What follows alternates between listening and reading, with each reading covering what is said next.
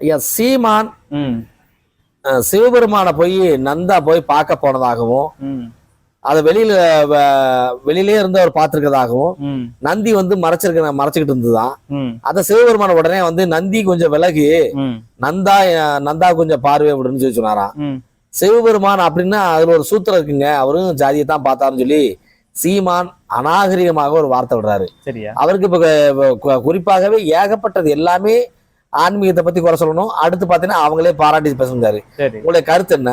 ஐயா மொத்தம் என்னன்னா அவன் ஒரு லூசு. ம். கேட்டீங்களா? ம். சிவருமான் வந்து எந்த ஜாதியை பார்த்து வந்தாரு? ஆ.